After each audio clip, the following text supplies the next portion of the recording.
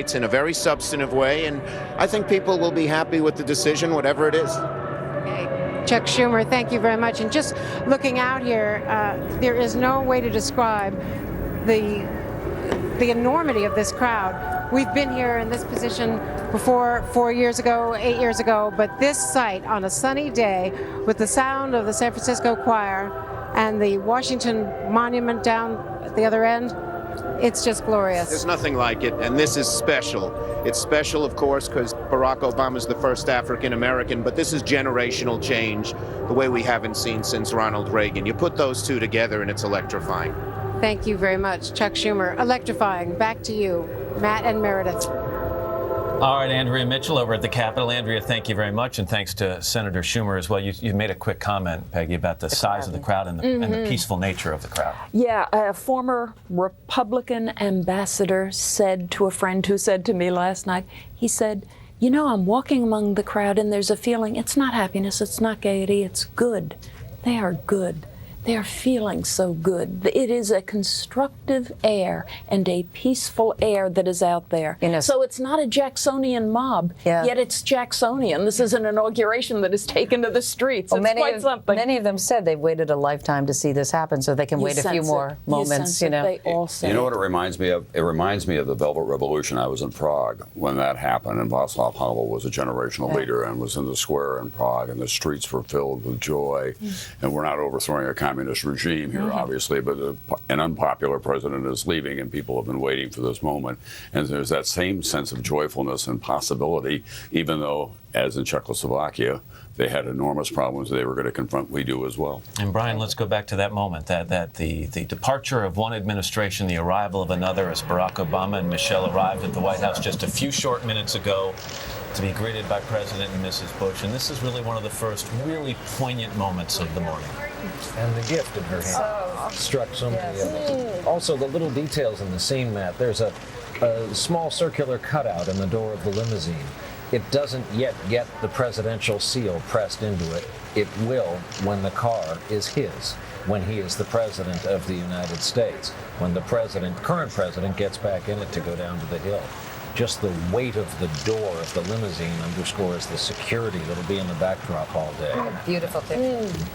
Yeah, that'll probably be the second image on the papers tomorrow morning. The first will be the hand on the Bible and taking the oath of office, and perhaps that might be the B picture, if you will. And you also see how stately Michelle Obama is, and she's a full 6 feet, because George Bush is 6 feet tall, and they were eye to eye. She carries herself with enormous grace, and it's going to be a huge presence. And as unbelievable as it may sound, we're not going to get a briefing on the coffee, apparently. No. It's going to be just a private conversation between four people. Hard to believe in Washington. Good. They earned it. They did. Good for them. Want to remind viewers again that her beautiful dress, Michelle Obama's beautiful dress, designed by a Cuban-born designer, Isabel Toledo. Everybody will be talking about her as well. They both look fantastic. I'd love to know what the gift is. Maybe we'll find out what that is. I was wondering if it was something for the plane. You know? Something for Barney, perhaps. Because they're about to go on a long trip home, back home to Texas. Oh, sure. Up early this morning, baking cookies. She does it all, doesn't she? And there again, the crowd that's gathered on the mall. And these people, you know, and Meredith and I were talking, Tom and Brian and Peggy, that I ran out of here trying to get to the Capitol to start the show this morning, so it was 6:30. And the lines that I saw at the security checkpoints that didn't open until 8 o'clock were in the thousands, and it was freezing cold. It's warmed up a little bit with the sunshine here in Washington, but it was freezing. Natalie Morales, our national correspondent, is down in the middle of some of that crowd. Natalie, good morning to you. Hey, good morning, Matt. And we know a lot about a little freezing cold out here this morning, right, folks? But we have people from all over here on Freedom Plaza who are just so excited. They've come from near and far, Matt, as you've been saying all morning. Young and old, black and white, you name it. Everybody is here to be able to witness this day in history. Marcus came from Queens, New York. Yep. And you said this is not just a moment in history. This is a movement to you. It's a movement. I feel compelled to be here because, again, I'm representing people that did not make it out here. The ones that actually did not live to see this day. I'm here to bear witness for them. And Barack Obama to you as our next president. I mean, you were here, you've made a mix, a Bob Marley mix, along with Barack Obama. I mean, he is somebody that has influenced not only in the power of his speech, but everything that he has done is what you are here for and stand here for today, right? Yeah, everything that our foreparents fought for, basically Barack brought it to life. You know, our kids, our generation to come now, are actually now inspired to say maybe one day I can be president or will be president. Like this young man, That's Darius, right. right here. And Andrea, you came from Los Angeles? Yes, I'm from Los Angeles. I've been out here for about 3 days. And you helped campaign in Los Angeles? I did. I worked at the headquarters in Los Angeles, and I really just wanted to be a part of this experience, just to live it and breathe it and feel it. It's been so exciting.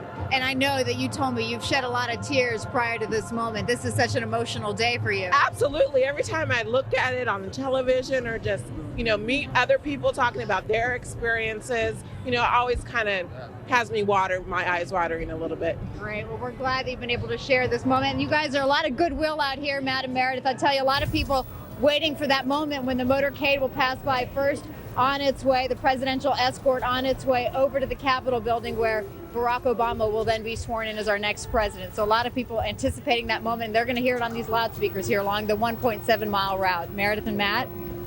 And it won't be long. Natalie Morales, thank you so much. Just to recap, if we need to say this now, we haven't done our job and you haven't been paying attention, but this is very special coverage of this inaugural day here in Washington, D.C. as we get set to swear in the 44th president of the United States, Barack Obama. We want to bring in again NBC's chief White House correspondent, Chuck Todd, who's got a little more detail for us on what we can expect to see. Chuck, good morning again to you. Well, good morning. Well, we're obviously waiting for this coffee to end that the two of them are having. Before this morning, President Bush spent his final morning in the Oval Office. He got there before 7 a.m., started making and receiving some phone calls from friends and family. One of the things, and I'll be curious to see, particularly from the group there, that Obama appears to be trying to do is embrace this moment in history. One of the things that we know that this inaugural speech is going to do is sort of connect himself and the times to the historical thread of America. And one of those threads that he's using, of course, is Lincoln. And we have the Lincoln Bible he's going to be sworn in on. He made a very public trip with his family to the Lincoln Memorial before it got turned into that concert scene. And Tom will be familiar with this story. We heard it over the weekend.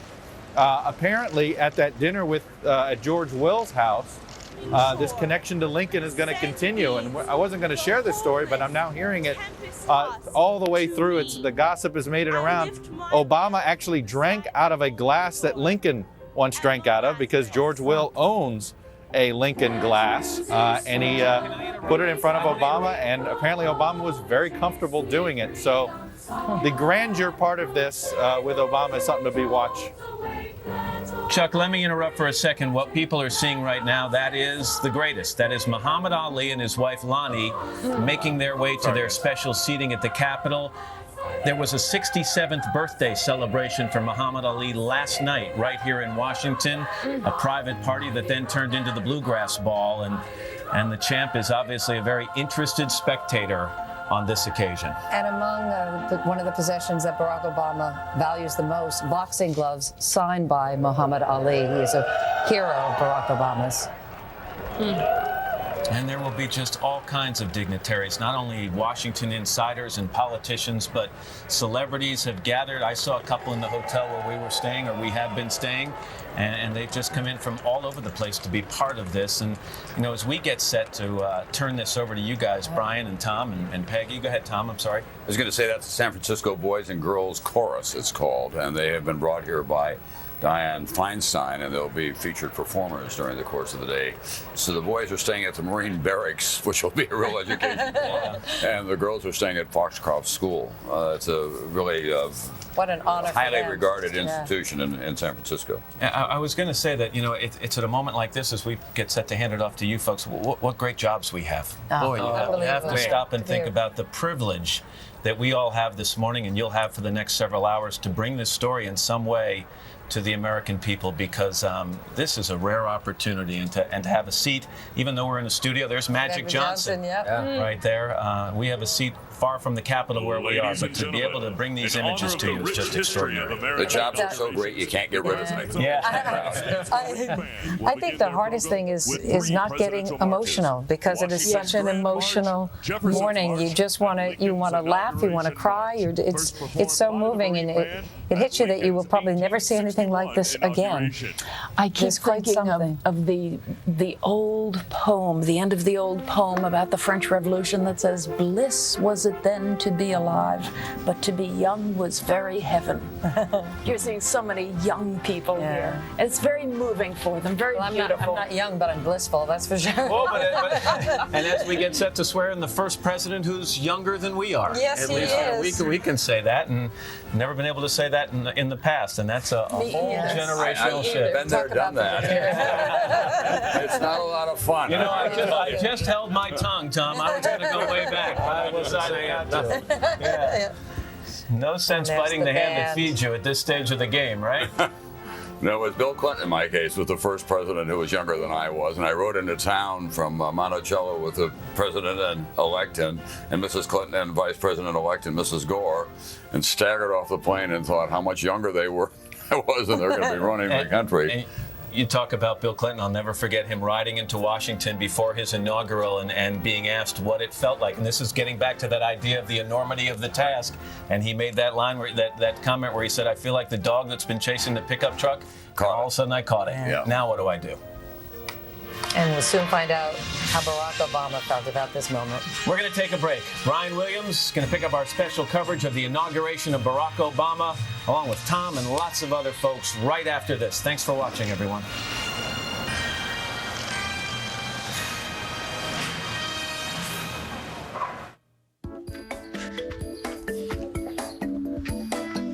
Get home. The 80 awesome calories of Silk Light provide 6 grams of protein and all the calcium of milk for a feeling of strength from start to start.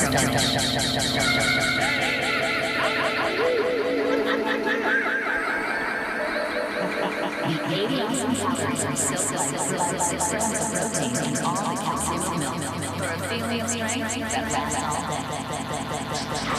We've combined serious drain cleaning power with technology of the future. It's Liquid Plumber Foaming Pipe Snake. Clears slow drains, cleans pipe walls. Liquid Plumber Foaming Pipe Snake.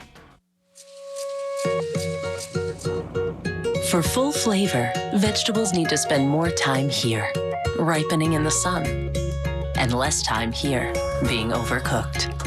So to create Campbell's condensed soup, our chefs don't boil it down. We just add less water to begin with. Campbell's condensed soups. Like always, they're not full of water, they're full of flavor. So many, many reasons it's so good.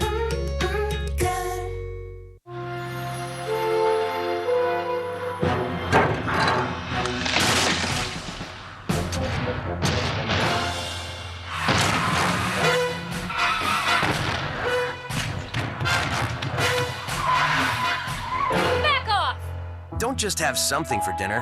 Have something great with a Hormel refrigerated entree. Ready in just 4 minutes, but tastes like you cooked all day. Hormel refrigerated entrees. Create something great. Throughout the years, she thought there was no solution for her dry, itchy skin. Then one day, there was. With natural oils that soothe and relieve itchy skin, new Eucerin Calming Body Wash brings calming one step sooner. There once was a place where people lived in fear. For me, it was shopping carts. I was scared of trees. Dust. Horrifying. One day, they didn't have to worry any longer. Now, if a dust storm hits, who cares? Now I'm free to worry about more important things, like ninjas. For auto, home, and business, Travelers. Super Bowl Sunday on NBC. It's the first ever 3D trailer. Give it to me now! Get ready for a look at DreamWorks Monsters vs. Aliens. We are here to destroy you! Get your free Intel 3D glasses at Sobe Life Water and Pepsi displays. Use them for the sneak peek on Super Bowl Sunday. Then save them for Chuck in 3D the next night. It's 2 monstrous 3D events. I got him, you guys! I'm wearing him down! Only on NBC. only thing we have to fear is fear itself. Ask not what your country... Mr. Gorbachev, tear down this We will respond with that timeless creed that sums up the spirit of a people. Yes, we can. Change has come to America. From NBC News, the inauguration of Barack Obama. Live from Washington, here is Brian Williams. On a cold but glorious day in Washington, no way to estimate the crowd size. We are back continuing our coverage with a giant tip of the hat to our friends and colleagues at Today for a superb and riveting morning program as we have watched the U.S. Capitol fill up. We've watched this city fill up, and if you're just joining our coverage, we'll bring you up to date. Dignitaries and ordinary folk are crowding into the Capitol grounds again. We will get a crowd estimate today, but it will be in the millions, and it's early yet as people are still jamming in.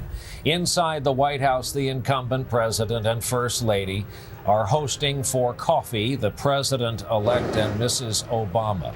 The arrival ceremony happened a short time ago. You see the red carpet leading up to the portico just off the north lawn. This was the scene. President-elect Obama coming around the end of the car. His wife, Michelle, brought a gift for the Bushes. Let's listen in.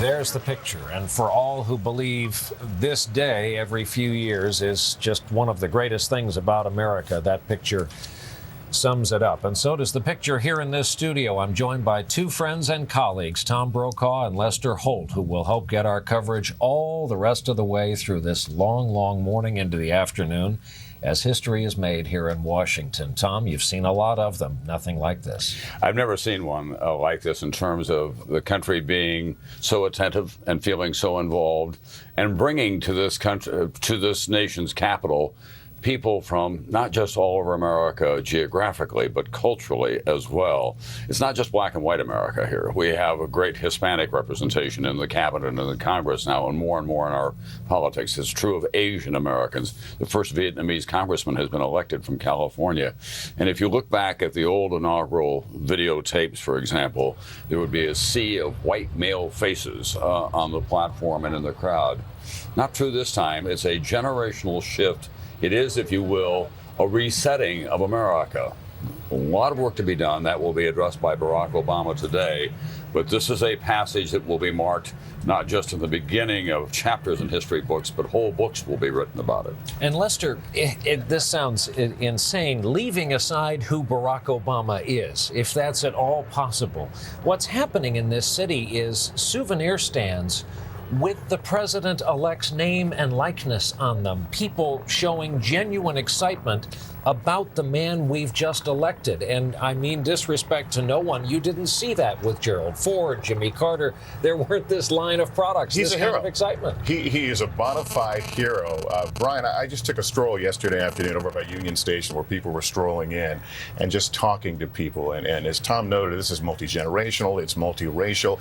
Everyone projects their own sense of hope on Barack Obama through their own place in life, through their life experience. There is this sense that we are on this precipice of change in this country. It means something different to each person I spoke to, but what touched me more than anything were the multi-generational families, the grandmothers, their kids, sometimes the grandchildren, extended families who are living under one roof because they've got a relative here in the D.C. area that have come for this moment. And as I noted the other day, some are here because they simply cannot imagine not being here. Absolutely. And for all those joining us for the rest of the journey this morning as we slide on into the afternoon, we've prepared a depiction of the schedule for you, which we can show you on the screen. And after that, we're going to hop on over to Andrea Mitchell on Capitol Hill behind us. Again, right now, they are inside the White House. They arrive at the Capitol 10:55 a.m., roughly 35 minutes from now, East Coast times, all times East Coast. The president-elect, if all things keep to schedule, will be introduced at 11:25, and then things really start to take on a life of their own. Vice President Biden will take the oath of office and become the vice president at quarter of. President Obama will take the oath. 21 howitzers will sound shortly after that. As we approach 12 noon Eastern time. Hollywood has come to hear this speech, the inaugural address, of course, at a minute after 12 noon. All of official Washington taking their seats. We just saw Dustin Hoffman and Steven Spielberg, Muhammad Ali. The VIP section will check in with Andrea Mitchell, with Chuck Todd at the White House. But first, we're going to fit in a commercial break as our live day-long coverage continues from Washington. NBC News coverage of the inauguration of Barack Obama is sponsored in part by State Farm. Through all life's changes, State Farm is there. I'm there. The world changing right before my eyes. Not just witnessing the impossible, but living it. Watching it all fall apart one day, then pull itself together the next. Crying, laughing, wondering, believing, hopeful, and always grateful to know I'm not alone.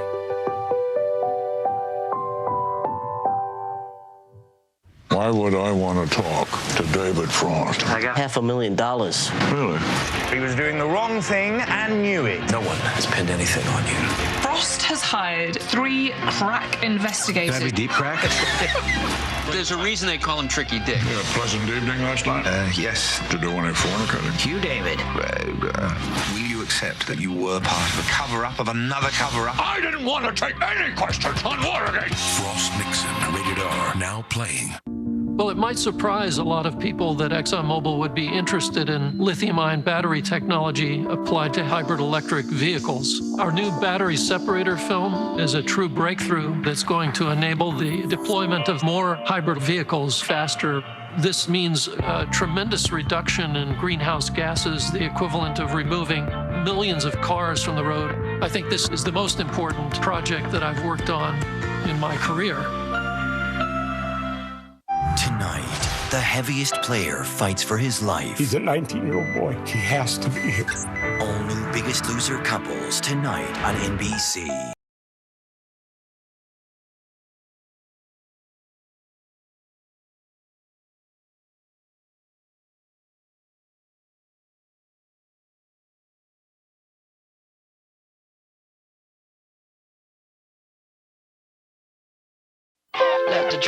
This isn't the soft kind of luxury.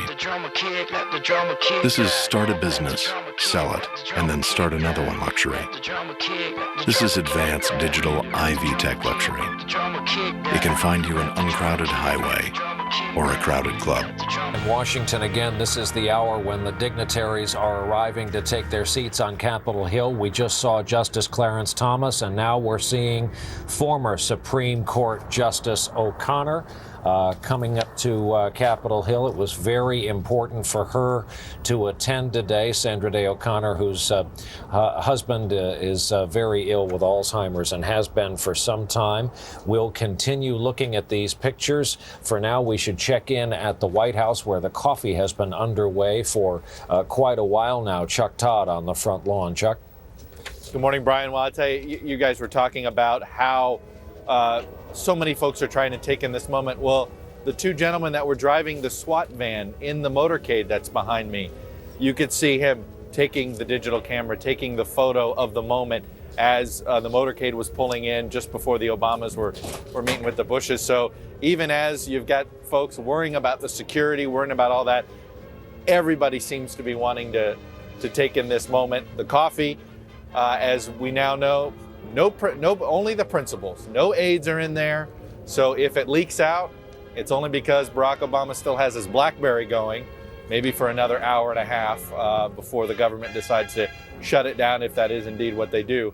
But nobody is going to know what's said in that coffee without one of those four folks saying it. Chuck Todd on the White House lawn. We're looking at John Cusack, the actor. So many name entertainers have come to Washington this week. As someone said last night, you can't turn around without seeing some of them at parties and hotels.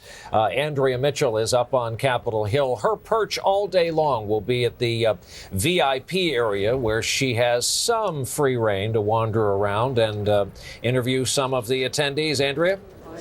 And just 4 years ago, there was a very little-known freshman senator from Illinois wandering around, and I interviewed him, and that's the first time I met Barack Obama. So the extraordinary moment, only 4 years later, he's going to have a much better seat and take that oath of office. And I talked to his speechwriter, and John Favreau said that writing for a writer is a wonderful experience because they interact and exchange drafts back and forth. He is very happy about the speech. He said it is more more poetry than prose, as you might expect. This is not a State of the Union speech. This is a speech to try to inspire Americans to a new era of responsibility. And he said that the president-elect, then soon-to-be president, will feel very good if he leaves here. He told his speechwriter, if everyone in this crowd, and the crowd from this vantage point is just enormous, but if everyone leaves here feeling a little bit better about being an American, about being committed to public service, and about being part of this new era of responsibility. Brian? So we'll go from Chuck Todd, our chief White House correspondent, Andrea Mitchell, former chief White House correspondent. Let's make it three. David Gregory, former chief White House correspondent who covered the Bush years in the White House. David has an extraordinary perch for today. If you were watching today on NBC, you saw his camera location on the west front of the U.S. Capitol. And David, let's talk about the contrasts, the differences, beginning with the fact that this president is a published author. This president, of all things, is a Grammy Award winner for the recording of his own book, and he comes into office with all kinds of different talents, not making any kinds of value judgments, but different talents than the incumbent. Well, he does, and he's known as such a gifted orator, and George W. Bush, by his own admission, was not, though he gave some very important speeches at very difficult times that were well received in this country. But I think what's striking, Brian, as you talk about that contrast, if you look at our most recent polling, only 25% of Americans think that the country is headed in the right direction, and yet nearly 3/4 of Americans polled have faith in this new president, Barack Obama, to make things better in the country. So as pessimistic as Americans are, they are still very excited about this new day that we're talking about in Washington and have faith in his ability to turn things around. That tremendous goodwill exceeds that of former presidents who were in this same position. And so Barack Obama will reflect on that, and I think he will then try to use that to speak to the country, to speak to the many people assembled here, to say we're all in this together. We've all got to be responsible for wherever this country is headed. And so that's one of his big challenges today. A good friend of his I was just in contact with said he feels quite at ease this morning coming out of church and is appropriately humbled by the day. Brian? David, as you're talking, again, the stream of dignitaries coming out of the Capitol building. We see Congressman Clyburn from South Carolina, a lot of the leadership now coming to their seats. Ann Curry, when we last checked in with her on Today on NBC, was dancing to Otis Day and the Knights on the Mall. We could just about recognize the spire of the Smithsonian behind her, but it was wall-to-wall people. And Ann, I imagine, you're on higher ground now. That's right, Brian. In fact, I'm on Pennsylvania Avenue. Of course, is the route that the president-elect will take from the White House to the Capitol for his inauguration. People have been gathering. There are a lot of people here behind me, very excited. The word that they use more than any other word when I describe their feelings about being here is overwhelmed. They are thrilled to see this day. Many of them have never been to inauguration before. This is their first. And on a beautiful Sunday, you can hear them shouting Obama right behind me. I don't know if you can hear me, Brian, but I can't hear myself. One thing I do want to say is that many of them are saying that it's taken them 3 hours of waiting to get to this location, and that there are thousands, we've also verified that from other sources, thousands still who are not still able to get into this location. That's because it is very, very secure. There are officers from 58 jurisdictions, from Virginia State, from Detroit, from many other jurisdictions. They're standing now 6 feet apart, some of them in double lines and behind double barricades, Brian, to make sure that this is a very secure location as the president-elect becomes the president of the United States. Back to you. And Curry on what will become the parade route. And quickly, Lester Holt, you and I were talking about security in this city yesterday. There are steel cages around the offices on Capitol Hill, around the Senate and House. And if you're here this week, it has required so much patience and perseverance in this city. Well, and as you know, and often in these sorts of things, a security plan is a very fluid thing, so it changes. So what you thought was open is closed, what you thought was closed was open, and they are making adjustments, and it's leading to some frustration. I was watching on the local news a bit earlier, frustration at one of the security points. Folks couldn't get in when they thought they could get in. We're also hearing, we should note, reports of people that started out early out there and are now leaving because they underestimated the weather and the cold, and with small children right now. So it's it takes a lot of perseverance out there, a lot of patience, and certainly a lot of intestinal will to put up with the weather. For ticket holders, all of the gates are color-coded around the Capitol. You see big signs for purple gate, gray gate, yellow gate, what have you. Some of the waiting time estimates start at 3 hours this morning. Kelly O'Donnell is at the U.S. Capitol, among our correspondents we'll be talking to all day. Kelly, sum things up from your vantage point. Well, Brian, here in the Capitol Rotunda, one of the iconic landmarks, this is really the last stretch of the path to the presidency for Barack Obama. He and President Bush will cover about 100 feet here, heading to the door and to the dais. And early today, being here very, very early, I was able to walk out and get their vantage point. The pictures you've been seeing are extraordinary, actually witnessing it, and their point of view is really beyond words. Now, I've had an opportunity to get a few behind-the-scenes moments here. I saw the gifts that Mr. Obama and Mr. Biden will receive being delivered. Wooden boxes containing crystal with their names engraved and today's date. Going into the luncheon. Now that luncheon, which is a tradition that goes back to President McKinley, they will dine today on a replica of the Abraham Lincoln china. So another nod to Abraham Lincoln. 3 courses. They'll begin with seafood. They'll have pheasant and duck, and they'll finish up with apple cinnamon sponge cake. And behind the scenes here, there's been a lot of movement, a lot of preparation and anticipation as both presidents move back and forth through this very critical intersection in today's events. Brian?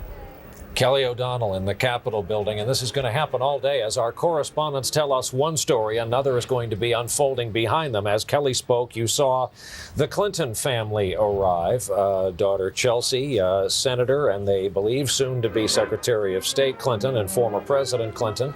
And as Kelly was speaking, there went John Kerry behind her, heading to his better-than-average seat for the swearing-in. We're going to fit in one more break, which we believe will be our last as our coverage goes wall-to-wall, so we don't miss a sound or a picture on this inauguration day for the 44th President of the United States. We continue from Washington after this.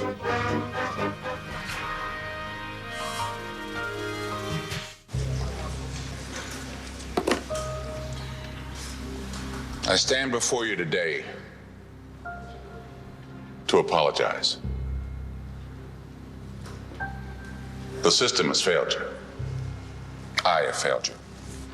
I have failed to help you share your talent with the world when the world needs talent more than ever, yet it's being wasted every day by an educational system steeped in tradition and old ideas. Well, it's time for a new tradition. It's time to realize talent isn't just in schools like this one. It's everywhere. It's time to use technology to rewrite the rules of education. To learn how you learn so we can teach you better. It's time a university adapted to you rather than you adapting to it. It's time for a different kind of university. It's your time.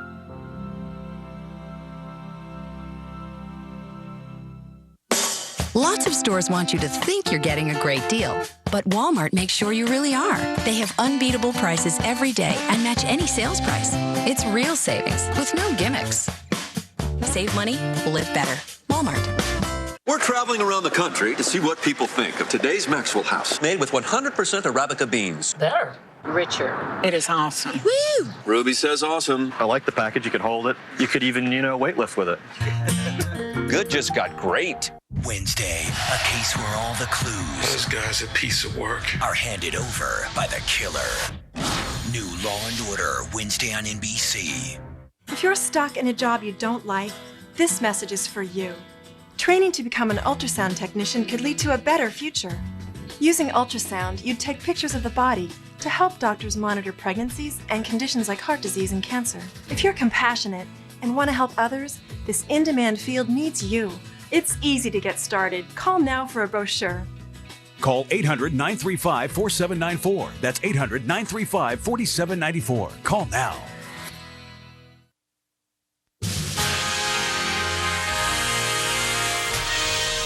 We're back. Our coverage continues from Washington on the most exciting inauguration day in the lives of millions of Americans as we pan the crowd and see all kinds of familiar faces at the U.S. Capitol.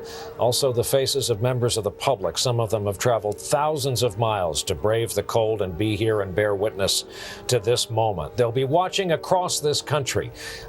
School children will be watching, and one place they'll be watching with great interest is a middle school of much note in Atlanta, Georgia. NBC's Ron Mott is standing by there. Ron? Hey, Brian, good morning. You know, a lot has been said over the past few days about the electric atmosphere in our nation's capital. Well, that charge runs throughout the land, especially right here at Young Middle School. This is the 8th grade language arts class for Mrs. Groves, who's well known to our NBC family. Want to show you what they're doing here. They've got the presidential inauguration packets that they're working on, learning about the history, not only the inauguration festivities themselves, but also about the 44th president of the United States, Barack Obama. Now, you know, these are 12, 13, perhaps 14-year-old students. Fashion is king for kids that age. But take a look at this table. I'm going to ask a few of them to stand up. Barack Obama is all over the school today. Why don't you stand up and show you're wearing a sweatshirt. She's got a T-shirt. She's got a T-shirt. A lot of students bringing Barack Obama with them to class today. This is a very special day for them, Brian. And it recalls memory for me 28 years ago watching Ronald Reagan sworn in as the president of the United States back in 1981. I remember that day even to this day. And these kids are obviously going to remember this one as well. Back up to you. Our friend Ron Mott in Atlanta. Ron, thanks. And outside my hotel, 2 o'clock this morning, there arose such a clatter. I went to the window and they were setting up tables to sell Barack Obama tapestries as the crowd arrived this morning for the inauguration. All night long, of course, the endless police motorcycle sirens. It was a fitful night's sleep for everybody in Washington last night. For many of the people here, it was simply excitement over getting up and out to see everything in the morning. Rahima Ellis is at the west front of the U.S. Capitol today. Rahima? Brian, 240,000 tickets have been given out for this area, 28,000 of them for those who get a chance to sit down and watch this historic moment. We've seen so many people come by. Caroline Kennedy, as you know, who is vying for that Senate seat that's being vacated by Hillary Clinton, as well as Alfre Woodard, who is an actress. And standing next to me is Carrie, who is an actress. She starred in Ray. Yes. And your thoughts about this day and the moment that's about to approach? It's thrilling. I've been an official co-chair for the campaign and a surrogate, and I've been on this journey for a long time. I'm so inspired by what America has done. And you and so many other people, how many people wanted your ticket today to be here? I just feel really lucky. I've been actually sending blogs on my BlackBerry to my family every second, trying to tell them what I'm doing and when I'm doing it, because I want everybody to be able to be a part of this moment. Thank you so very much. Enjoy. Brian, from Washington, D.C., New York, California, Texas, Chicago, Illinois, Michigan. I've talked to people from all over. Everyone said they are pulled by the tug of history. It's a powerful moment to be here. No one is feeling that because it's cold, they're leaving. They are undaunted by this cold weather. They know that something historical is about to happen, and they want to witness it. Brian? So well put. Rahema Ellis with Kerry Washington, who was so brave during the campaign. She went on to defend her candidate on Bill Maher, of all shows, so was willing to mix it up there. Natalie Morales is on Freedom Plaza in Washington. Natalie's been out on the streets and the parade route all morning. Natalie? Hey, Brian, I got to say, as Rahema pointed out so well and put it so eloquently, the cold is a small sacrifice for folks who have come from near and far to be here today. We've got Katie here, and she said for her as a young Filipino girl, this moment to you, tell me what this means. It's just overwhelming, being part of history and coming to America and being able to see this, the first African-American president, and seeing that this place is a land of opportunity, definitely what they advertise, I guess, overseas. What do you think the emotions you're going to be feeling, Katie, as you see the presidential motorcade go by, make its way to the Capitol for the swearing in? I don't even know. I know I'm going to cry later. I just know I will. When he comes by with the parade, it's so overwhelming. I can't believe it. I can't. It's really difficult. Really just a sense of people feeling overwhelmed, as Ann Curry pointed out earlier. A lot of people just soaking in every moment here. It doesn't matter that they're freezing cold. We have people in blankets here. They're doing everything they can to stay warm, Brian, with a lot of great energy and a lot of goodwill here. Brian? Thank you, Natalie Morales. And we look at these pool pictures. Here's what's happening right now. You see the waving of flags. They're seeing the proceedings. Here comes Senator Kennedy walking with the assistance of a cane, wearing a fedora today, a bright blue scarf. Senator Kennedy, of course, in the middle of treatment for newly discovered brain cancer. And Tom, one of the Lions of Washington.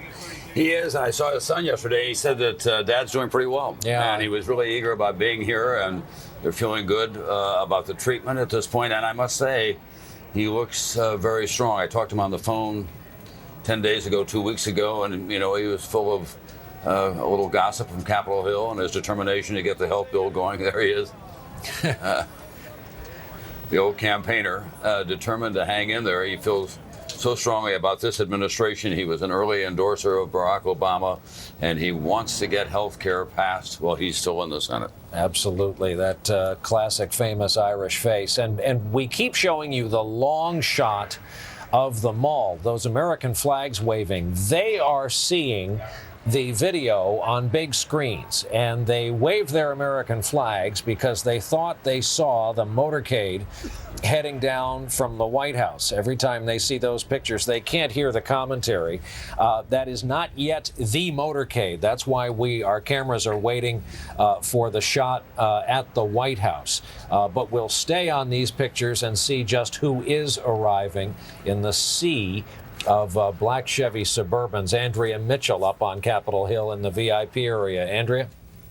I'm here with Governor David Paterson of New York. Governor, you've got one of the biggest decisions of anyone here other than the president-elect. Who's going to be the next senator from New York? Andrea, I've reached a decision.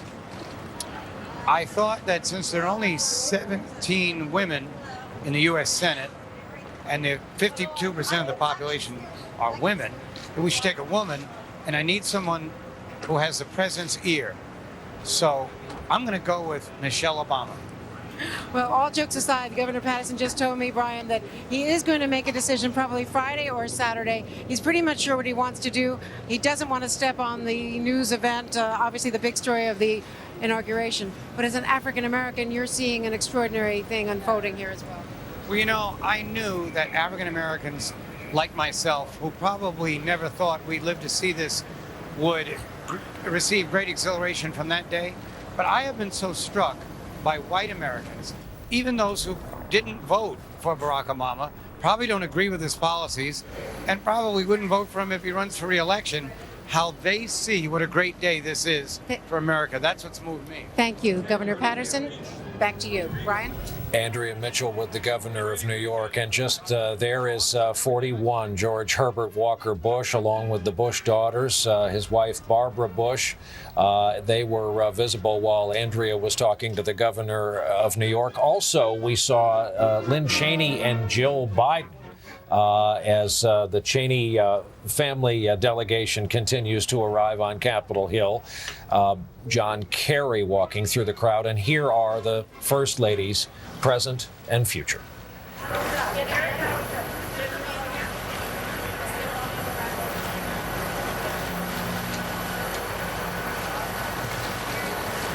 Brian, there's that wonderful tale that is an Audacity of Hope by Barack Obama when he first met President Bush. You'll remember Bush said, "Come on over here." The president said to him quietly, "I hope you don't mind me giving you a piece of advice." Obama responded, "Not at all, Mr. President. You've got a bright future." President Bush said to Barack Obama, "Very bright, but I've been in this town a while, and let me tell you, it can be tough. When you get a lot of attention like you've been getting, people start gunning for you." And now they're having another meeting in the White House under much different circumstances. We'll stay on this doorway as we know what to expect next. Members of the Senate arriving on Capitol Hill. We're waiting for the president and president-elect.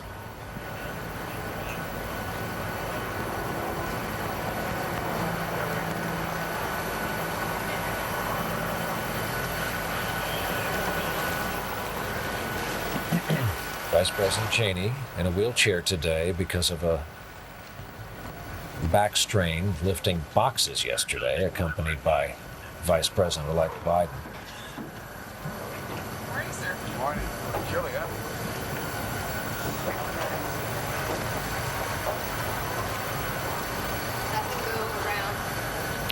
No love lost between Joe Biden and Dick Cheney. They've been sparring over Iraq and Afghanistan for some time, and it's become pretty contentious here in the last couple of weeks. During the time of transition, Joe Biden speaking up pretty strongly against the Cheney style and the use of power in the White House. Cheney unrepentant and unapologetic, saying in a series of interviews he's proud of what they did and he would do it the same way again. There's a lineup now of vehicles under the portico on the north lawn of the White House. This is the designated car for the vice president and president-elect. All day as we look at these vehicles, note the thickness and weight of those doors. There are points in the vehicles where the armor plating runs from 4 to 5 inches, not unlike that of an ocean-going battleship. Sealed inside, this car will be driven out, and the next vehicle will be for the current president and president-elect. They're being held just inside the doorway. And we should note this is a process that we see every 4 years. This is a well-rehearsed ballet of movement of vehicles, of people, just the names change. But they've been rehearsing this, and this town has been crisscrossed by motorcades the last couple of days. I watched last night as Barack Obama's motorcade went past my hotel and went to a dinner, and crowds cheering, and here they come.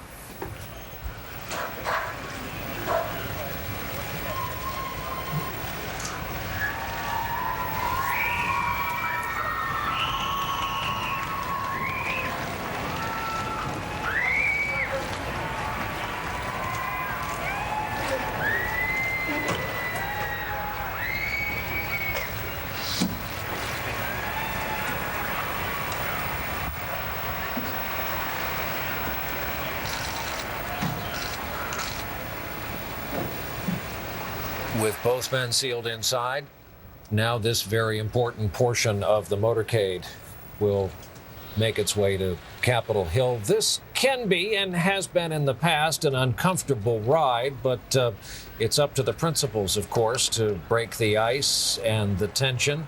The New Yorker magazine did a depiction of FDR and Hoover going down to Capitol Hill that was considered so controversial it never ran in the magazine.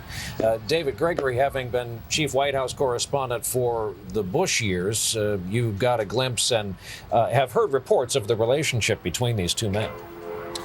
I have, Brian. When the two met, President Obama, President-elect Obama, and people close to him say that the first family couldn't have been any more gracious to them and to their daughters. But in terms of their meeting themselves, President Obama said to President Bush, look, I'm really going to want to call on you and speak to you. And President Bush apparently said, no, you're not. I'm going to get off the stage. And if I can help you, if I agree with you on something, I'll help. But if not, I'm not going to be around. And he said to him, look, you're going to want to rely on your inner sanctum, on your top advisors. Those are the people that you're really going to rely on. Of course, Rahm Emanuel, incoming chief of staff, also told the president-elect, hey, Bill Clinton, the former president, is somebody that you will want to rely on. He will be an ally and an important one. So it'd be very interesting to see how this president forges relationships with his predecessors, Brian. And Michael Beschloss, our presidential historian and author, is watching all of this along with us. Michael, this brings to mind a lot of similar drives down from the White House to the Hill. This tradition goes back to the days before cars, of course.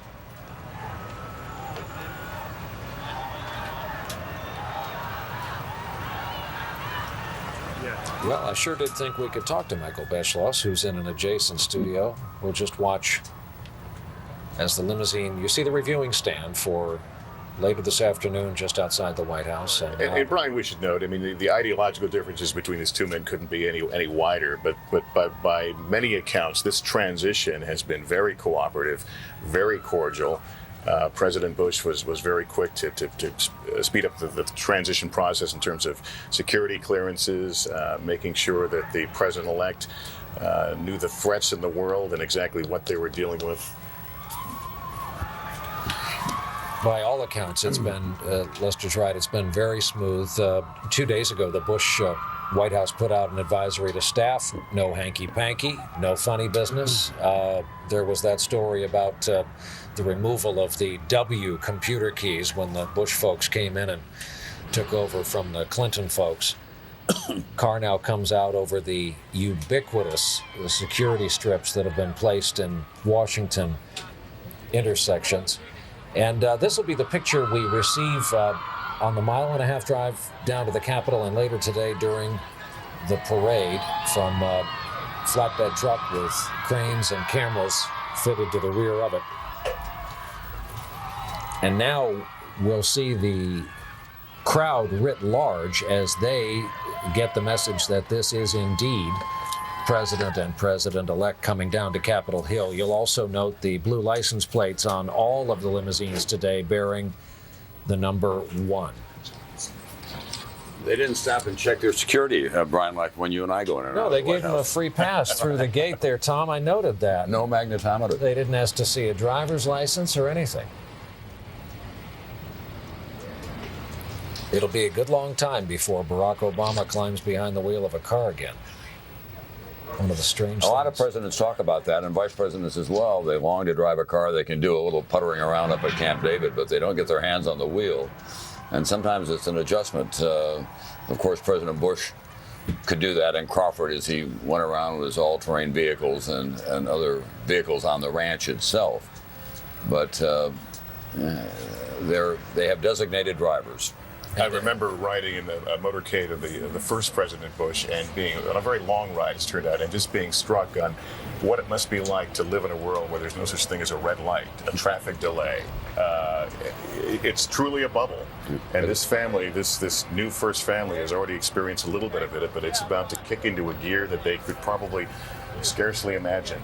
LBJ missed driving so much, he used to head out to his Texas ranch and famously take his 10-gallon hat and cover the speedometer, so his horrified guests in the car had no idea how fast they were going, and they were horrified.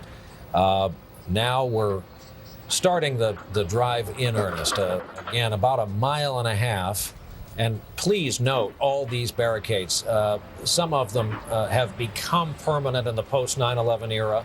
Some of them set up just for this week in Washington. but you hear constantly the clank of vehicles heading over the metal treadles in their non-deployed position. Concrete barricades designed to make cars go through a kind of chicane to prevent anything untoward from happening quickly. Listen to the cheers. As they see, what you're hearing in the background is the crowd in the mall, because there are large screens along the way, and any picture of the new president, the president-elect Barack Obama, and especially this motorcade, which means we're drawing ever closer to the moment, sets off this emotional surge that you're not only hearing, but my guess is that you're feeling as well, as we are in our own studios here, not too far from the mall. Nothing is left to chance. Even the angle of the Chevy Suburbans behind the limousine is all preordained. They are to drive at a certain position, certain length and distance. Barring any surprises, the phalanx of Harley-Davidsons with sidecars, part of the Metropolitan Police unit that always follows the president. Look at that shot, heading up to Capitol Hill in the distance.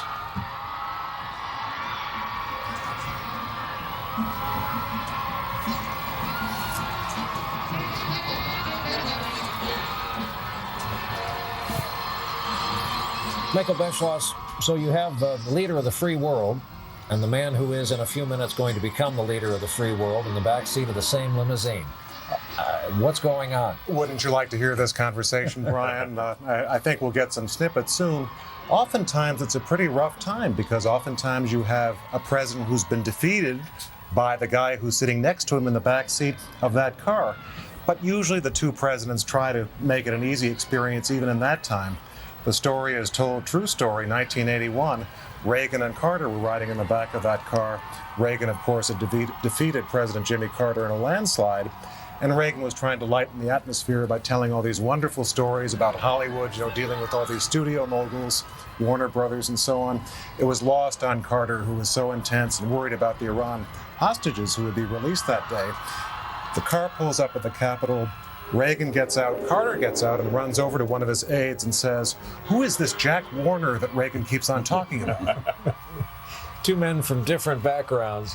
And Michael, while you were talking, we saw a shot of former House Speaker Tom Foley just arriving on Capitol Hill. All the men and women who have seen power change so many times back and forth in Washington. But it keeps being said we haven't seen anything like this. And there's a wonderful story about the transition and how it's been going. Among other things, they invited Rahm Emanuel to come to the White House and meet with former chiefs of staff, and they brought in everyone. And they said, you only have one client, develop peripheral vision. And among those attending the meeting was Dick Cheney, who is the former White House chief of staff under Gerald Ford. And when they got to Cheney and asked him what advice he had for Rahm Emanuel, he looked at him and said, "Watch out for your vice president." And there was a small beat and the room exploded in laughter at that point. So there's been some good humor. My guess is, knowing President Bush and Barack Obama and the ease that they have with each other, this is probably a pretty chatty ride, and it's probably meaningful as well. I think that Bush will want to share with him some final thoughts about what he should expect, likely about the political tenor of the town and some things to do. That's sheer speculation on my part, but my guess is that they're chatting as they go along. I'm sure. And later today, the new president will actually get a note from the then former president, which will be the last word that he'll find in the Oval Office. And that's one that's only a recent tradition, started by Ronald Reagan to his vice president coming in, George H.W. Bush, in 1989. Reagan liked to have this note paper that friends used to give him with little slogans on it. And the note paper he happened to have that day had a little picture of a turkey and the legend, "Don't let the turkeys get you down." That was the stationery that he used to write this gracious little note to George H.W. Bush, and left it in the drawer of the president's desk. In the Reagan Library, there's all kinds of notations about weighty matters of state, and they're all on novelty pieces of stationery of varying designs and degrees of humor. We're getting close here to the Capitol building. And again, Tom's right. You can hear the reaction. A lot of it is from our microphones placed throughout the larger crowd.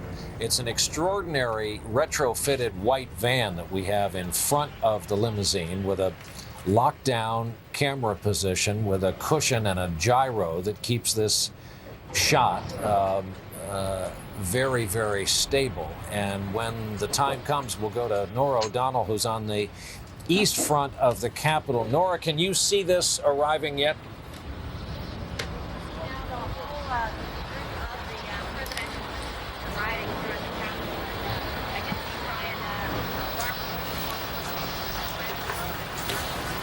You know what, Nora? We're going to work on your microphone too and try that again.